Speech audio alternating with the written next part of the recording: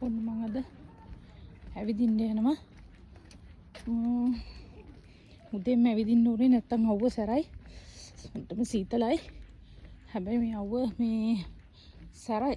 අර නුවරඑළිය වගේ මේ සීතල තිබ්බට අවුව සැරයි.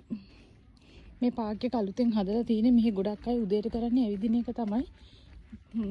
ගොඩක් වයසක අය තමයි ඇවිදින්නේ. දැන් මෙයාලට ජිම් වලට එහෙම යන්න වෙලාවක් නැති නිසා මෙයාලට ඉඩ හම්බ වෙන හැම වෙලාවකම ඇවිදිනවා. මේ පාක් එක අලුතෙන් හදලා තියෙන්නේ. ඔය වොක්කල්ටම තමයි හදලා තියෙන්නේ. මේ ගස් එහෙම බලන්නකො. එයාලා ගස් පිටින්ම ගෙනල්ලා තමයි හදලා තියෙන්නේ. මේ තව දළු දාලා එහෙම නැහැ. සීත කාලෙදි ගෙනල්ලා හිටවල මේ සමර් එකට ඔක්කොම රෙඩි කරලා තියෙන්නේ. මේ තියෙන මල් පිපෙන ගස් ගොඩක් තියෙන්නේ. මෙහි ගොඩක්ම ලෑලි මේ උපයෝගී කරගෙන තමයි ගොඩක් දේවල් නිර්මාණය කරලා තියෙන්නේ. එතකොට උඩ හදලා තියෙන ෆයිනස් ගස් ෆයිනස් ගොඩක් හදනවා මෙයාලා. මොකද මේ සීත කාලෙදී ඔක්සිජන් ලබා ගන්න වෙන ක්‍රමයක් නැහැනේ. ඔක්කොම ගස්වල කොළ ටික හැල්ලා යනවා. එතකොට මෙයාලා මේ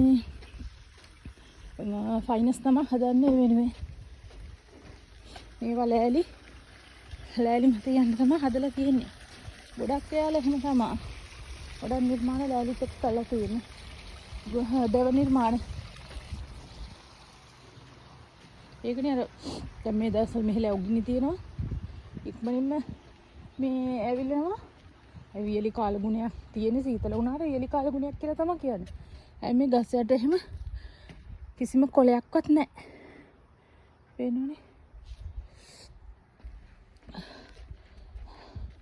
ගොඩක් අය එනවා ඇවිදින්න හදනවා. ගොඩක් අය ඇවිදින්නේ නැහැ. ඔය හරියට නම් පොඩි අයට පාක් එක.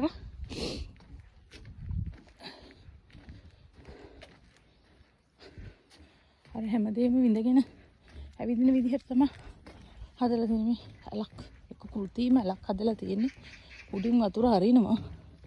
දැන් නම් වතුර නැහැ. දැන් ගියේ නම් මට එනකොට හති. දැන් මම ගොඩ දවසකින් ඇවිදින්න ආවේ නැති නිසා අද නම් උන් ගානක් නැහැ. මේවා එහෙම මල් හදලා තියෙන්නේ. මල් හදලා තියෙන්නේ දැන් සමහර එකට හොඳටම පිපේ ලස්සනට. අර මල් ගස්වල මල් පිපලා තියෙන පේන ලස්සනනේ.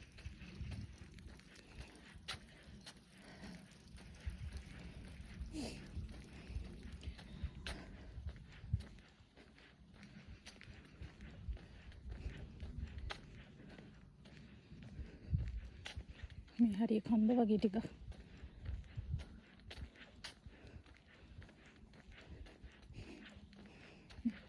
ඉඳ ගන්නත් පුළුවන්, ඉඳගෙනත් යන්න පුළුවන්.